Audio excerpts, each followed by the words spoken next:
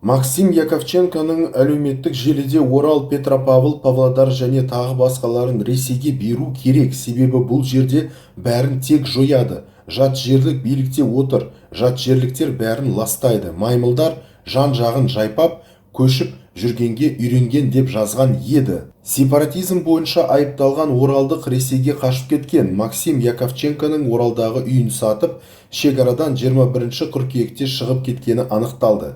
Сепаратизм бойынша айыпталған Орал тұрғыны Максим Яковченкоға қатысты сот отырысы қалалық мамандандырылған тергеу сотында өтті.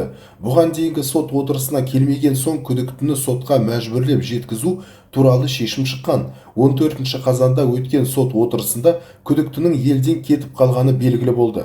Мемлекеттік айыптаушының хабарлауынша Максим Яковченконың тұрғылықты мекен-жайын тексеру барысында оның үйін сатып жібергені анықталған. Оның көршілері учаскелік полицияға Яковченконы кейінгі кезде көрмегенін айтқан.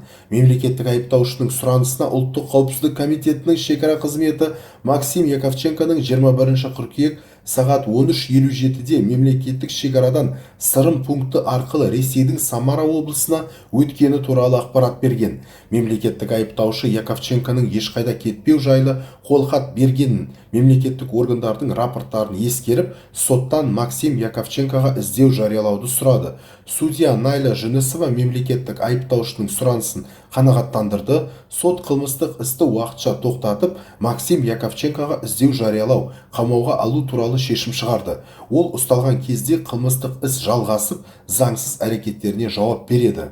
Естеріңізге сала кетейік, Максим Яковченкоға қылмыстық кодексінің 2 бабы бойынша айып тағылған.